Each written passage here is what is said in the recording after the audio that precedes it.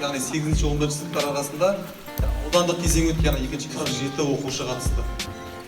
Сол 47 оқушының ішінде орын алған оқушылар бар. Пәндік олимпиадада ең жүйрік деген бала қатысып, өзінің білімін дәлелдеп, жүлдегер атанады. Ары қарай республикада облысымыздың намысын қорғауда сәттілік тілейміз балалар.